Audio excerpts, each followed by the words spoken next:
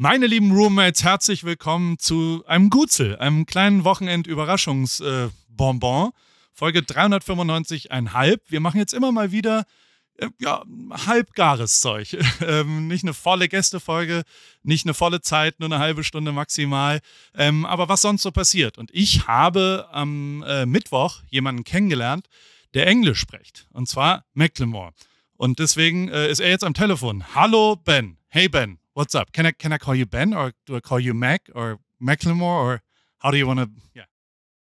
Ben is fantastic. Ben is fantastic, and I agree with everything you just said in German. Do you speak any? Completely agree. Do you speak any German? Dankeschön. Dankeschön. Can you say herzlich willkommen? No. It's early.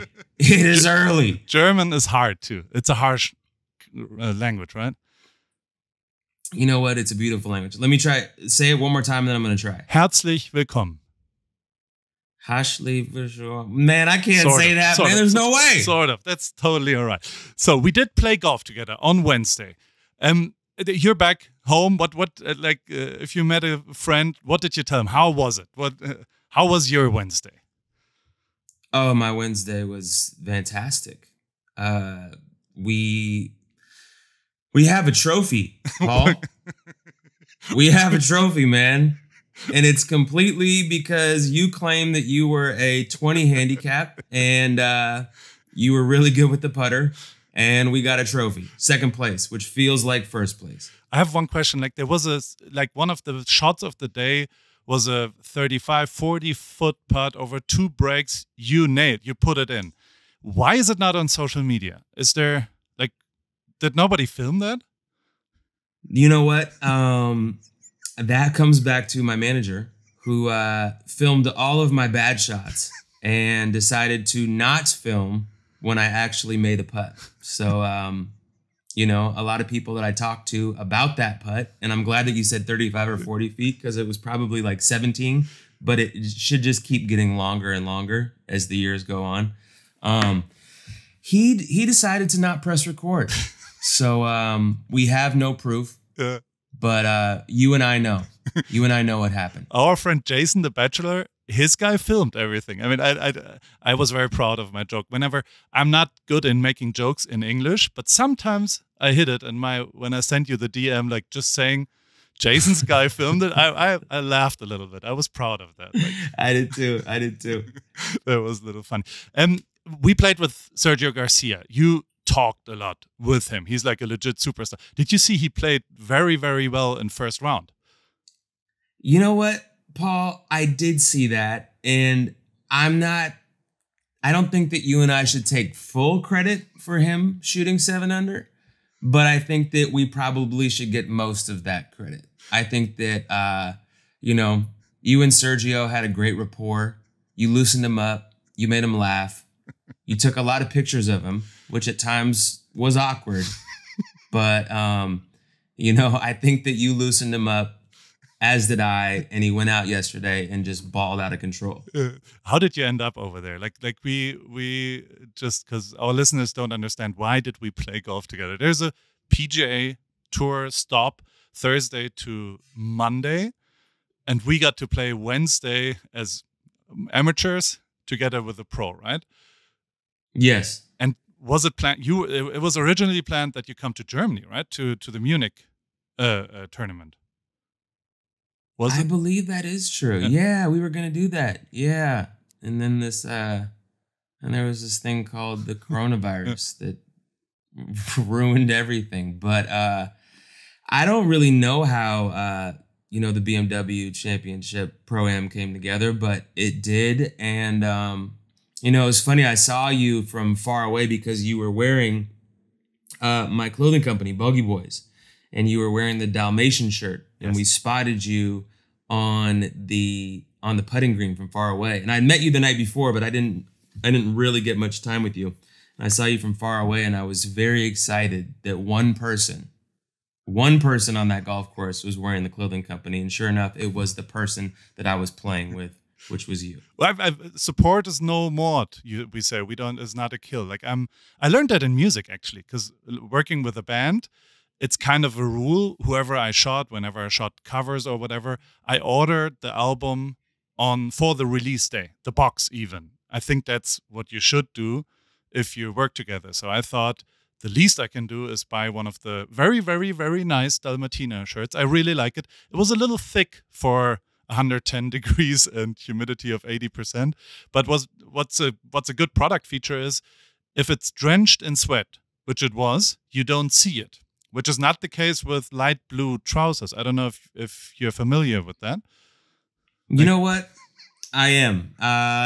Thank you for bringing that up. I appreciate it. Can you walk our listeners through the trouser? Yeah, you know, as Paul just explained, it was very, very hot. I'm talking about I am addicted to golf, and it was too hot to play golf. Yes. In general. And I decided I had a lot of different pant options. You know, I had a navy blue breathable pair. I had all the sweat wickening pairs of pants ready to go. But no, I decided that I was going to wear a baby blue cotton pair of pants. And, you know, I'm not particularly like a sweaty guy. You know, like I sweat. I wouldn't say that, you know, I'm someone that's profusely sweating all the time by any means. But this particular day was too hot for me. I wore these pants, and on about the third hole, maybe fourth, Paul, you came up to me and said, "I'm going to stand in behind you. I'm going to stand behind you because your ass is a little bit sweaty." And you know, I tried to play it cool, but I panicked inside. You know, I'm mic'd up. I'm being filmed. There were a lot of cameras behind us. There were a lot of spectators. There was a lot of cameras. There was a lot of cameras. I proceeded to shank my next shot. And you were right. You could completely see coming from the small of my back, a trail of sweat leading to my asshole. Correct. It's called. There's a German word for it. Arschwasser. Arschwasser. Yes. Yes. It's that. I think that term is universal. I have no idea what that means, but we all know what it is. Yeah. And so then I had someone go track me down another pair of pants. What came back was shorts, and I had on like shoes that looked like I should have been at a wedding, and brown socks and these tiny little shorts. I had no confidence, Paul. I had no confidence. But you like, I'm a shorts guy. I told you, like, I don't wear long pants anymore. You're the total opposite. Control I, like inverted in Photoshop. You never wear shorts. You told me you did it once on the stage. Control I in Photoshop completely. You said like inverted. Yeah, inverted. You once wore shorts on a stage, and you said never again, right? Like you saw pictures and said that's embarrassing. Why? My legs are an impossible shade of white. You know, like I'm Irish. You know, my arms are tan, my face gets tan, but like my legs, they just don't come out. They don't make their way into the sun ever. So because of that, they are so pale. My legs are powder pale white. And so here I am at an event that, you know, I'm trying to look good at, I'm trying to rep Bogey Boys. I'm trying to, you know, look stylish on the golf course. You did. And on hole number 5, I'm in a pair of shorts that I would never wear, exposing my calves. It makes sense that you wear shorts. You know, you sell shorts. Your legs are very tan, but me, never again. Did you see I posted on Insta like a question mark because I posted one picture of you in shorts and Sergio was sitting behind and he looked interested, let's see, and I put like a question, that interactive thing, and the comments are impressive. Like people are really creative, but a fair amount. Actually, like the number one thing was, Sergio, how can I get that Bogey Boys drip? Like people were putting into Sergio's head that he's interested about your outfit, and you didn't like the shorts, but I have to admit they looked kind of all right. All of your, like, you showed up in a very, very stylish way. And the Bogey Boys stuff is super good. I really, really like it. The look and feel of it, it's storytelling, and it's a different clothing for golfing as well on the streets. I'm wearing it in New York as well right now today. And it's not only for golf, but I really, really like it, and I like your taste as well. Was the shirt Bogey Boys too? Yes, I was in a Bogey Boys shirt, Bogey Boys hat, Bogey Boys socks. Thank you for all the kind words. I appreciate that. And the shirt looked like the Bavarian flag, right?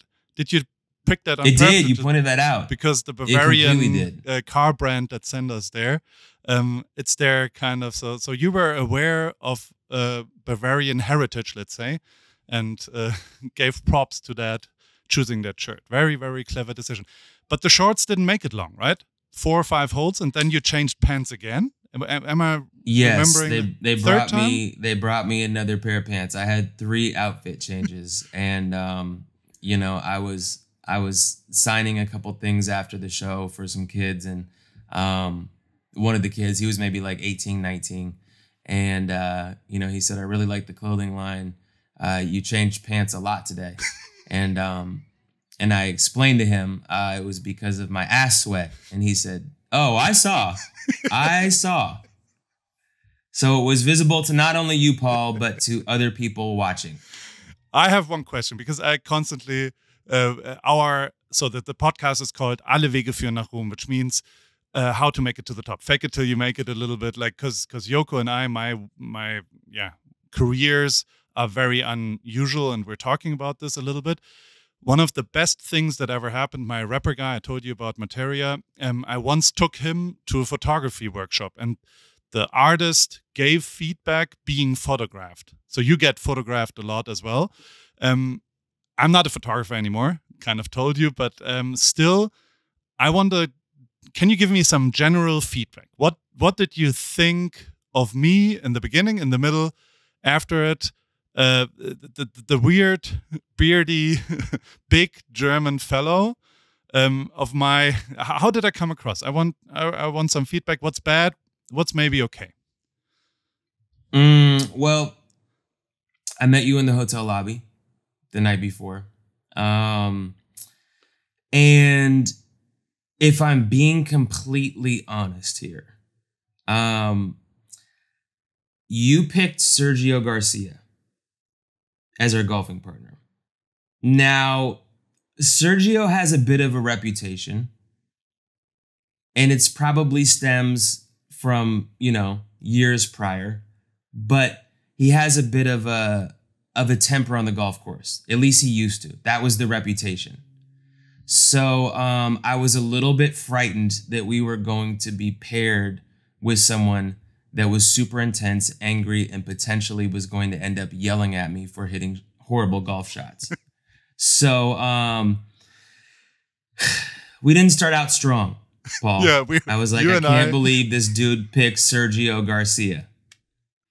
And sure enough, I was completely wrong. For one, from the very beginning, if I'm being honest, you were a pleasure. You were a joy. You had a great spirit. I wish you could say you were an asshole that won me over. It's not the case. You were good vibes from the very beginning.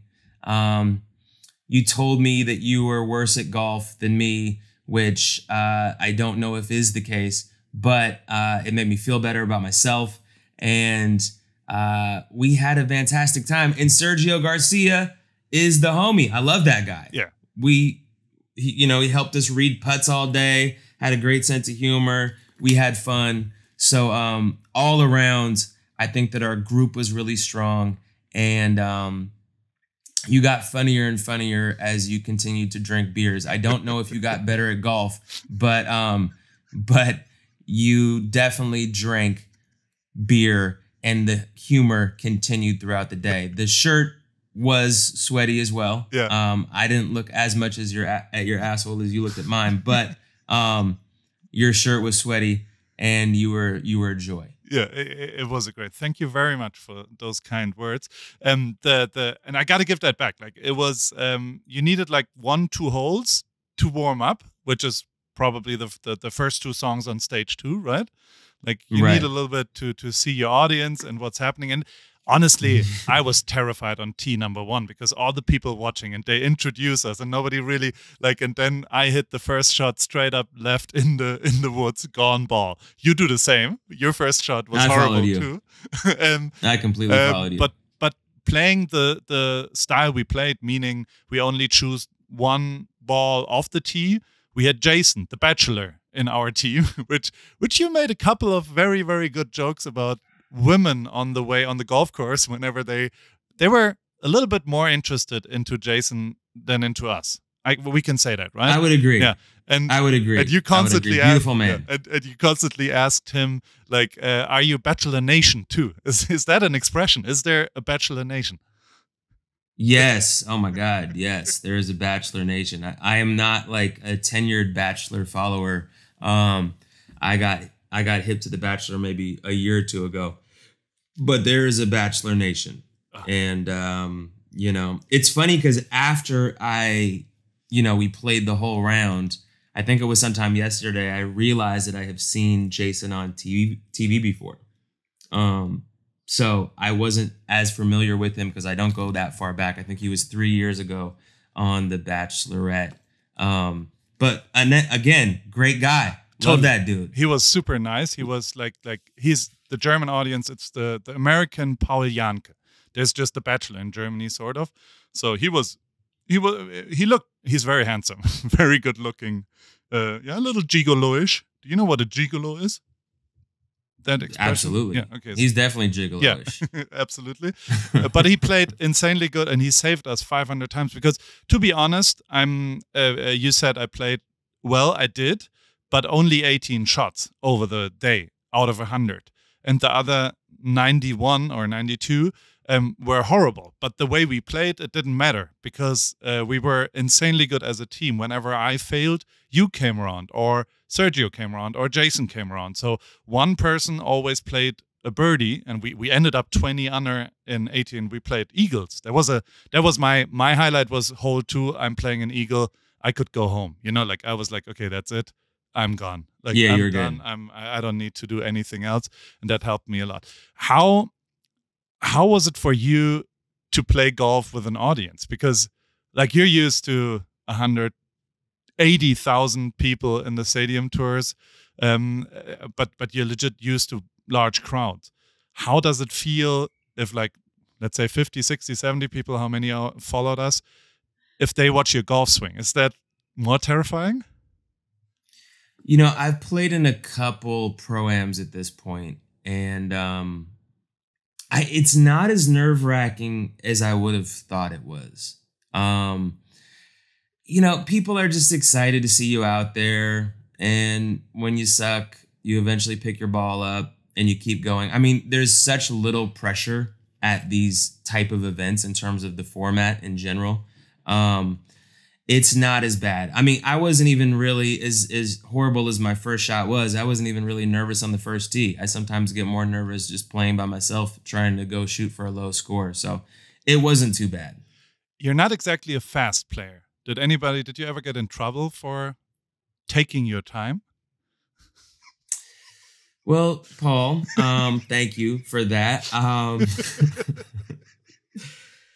Look, things were feeling a little bit strange. Okay. I'm usually a great wedge player. I couldn't get a wedge shot in the air. Yeah. So was I overthinking a little bit? Yes.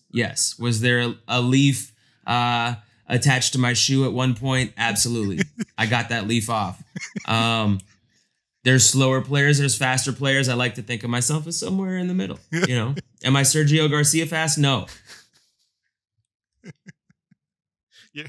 Oh, it's so fun. That one video. But yes, I've gotten in trouble many times. Yeah. I've gotten in trouble many times, and on the internet as well. Yeah. I love it. I want to talk about bogey balls. So once again, you started 2 years ago with golf, right? Or two and a half, which is insane. 2.5. Yeah. Legit, it's insane. Your quality of golf after 2 years is incredible. It's insane. It's legit. Kudos to that. Why did you start golfing?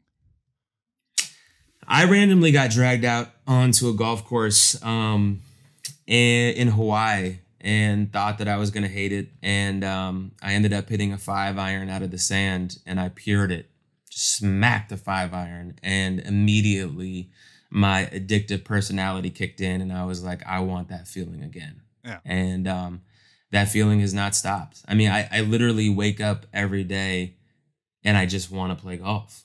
It's just, there's a mental escape about it where I can just turn off my head, focus on one shot at a time, and walk around for 4 or 5 hours that I really, really enjoy. So I got completely obsessed, and it's not going anywhere anytime soon.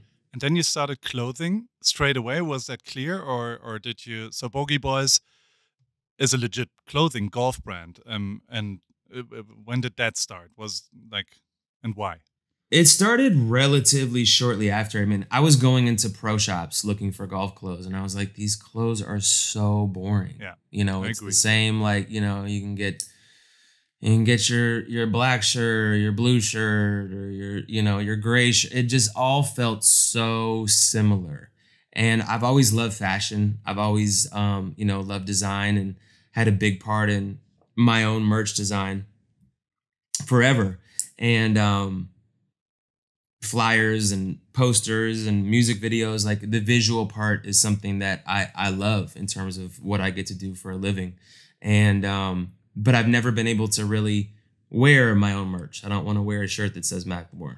I'm never going to do that. So, but I do love design. So I thought, you know what? I'd met some guys that pitched me on doing a clothing label, maybe 6 months before. And I was like, maybe I should reach out to those guys and have a conversation. So I did. And, shortly after, we started Bogey Boys and started the design process, which, if you think that I am a slow golfer, you should see me design, because I put a lot of time, energy into it. And Bogey Boys, it took almost a year, almost a year and a half to really get off the ground and do our first drop, because I wanted everything to be perfect, from the designs to the zippers to the way that the pants hit at the shoe, to the polo and the collar. All the small details I really care about, because I want to make something that I'm excited to wear. So it's been an amazing process. The response has been well above my expectations. Everyone seems to be really pumped on it. I'm excited about it. I think we're just getting better on the design tip. And it's been really cool, especially like during COVID, where I couldn't perform. It was amazing to still have a creative outlet where I could still be creative and feel like I'm chipping away at something, even though we couldn't really be in the studio like normal, and we couldn't be on stage. Walk me through the design process. Like, do you sketch? Do you find samples? Do you do it on Photoshop? What's like? I'm interested in that. I do all of those. I work with a guy named Nick Guzman down in Los Angeles, and him and I, I'm constantly on Pinterest, eBay, Etsy, looking for old inspiration pieces, ordering them, getting them, looking at the fabrics, the materials. I am, just kind of scouring the internet. We're also just coming up with patterns, colorways. I'm on Photoshop. I'm on Procreate. He's on Illustrator. We get on, share screen on Zoom, and really just kind of go back and forth. And he'll come up to Seattle. I'll go down to LA, and we'll put in, 12 to 16-hour days and just design, and just kind of fine tune from there. Then it gets shipped out. Samples come back. We give feedback, and we kind of repeat that process until the product is perfect. And how do you get it in Germany? Because our listeners are mainly German. So if they want to order Bogey Boys, they have to order in the US right now, right? You're shipping out of the US. Yeah, shipping out of Los Angeles, and it's bogeyboys.com. Okay, perfect. So we kind of got to wrap up. I would talk 4 more hours with you because I like you. But you got to go, I got to go. And I said in the beginning, it's like a half episode. So we got to get to 30 minutes, which is now. What's coming next? Is there an album? Is there anything coming up? When are you playing again in Germany? Are you going to be on tour? Something? What's next, Ben? I think for for right now, I would like to say I'm wrapping up an album. I don't know if that's 100% true. I think we're probably in the 75% finished phase, maybe 80, maybe a little bit more, somewhere around there. I will have a single by the end of the year, album hopefully coming in the springtime. I think that's what we're shooting for. I believe we can hit it. And then I don't know, there's so many question marks with COVID right now in terms of touring in general, and in particular touring in Europe. Germany is, if not the biggest, definitely one of my biggest fan bases in the entire world. One of my favorite places to perform. I think that it probably is our biggest fan base. So I'm super excited to get back over to Germany. I imagine if I had to guess, Paul, it would be in the fall. Okay. That would be my guess, unless there's some sort of festival that happens next summer. Well, that's a goal. That's going to be happening. Then that's a goal. Then you can play golf there. But first, you should come down to Newport. Take your family. We have a good guest room. I barbecue for you, and then you can tan your legs, the lower leg part. Like we can work on the tanning process of your legs in Newport Beach, California, to get your legs a little bit tan. I would love that, man. Okay. They need it. Perfect. Thanks so much for hopping on that. Have a great weekend, my friend. I really enjoyed getting to know you, and I mean, we know each other for 4 days or something, but it feels like an older friendship, if you ask me. I agree completely, man. Yeah. You're a fantastic human. Thank you so much for having me. I really appreciate it, brother.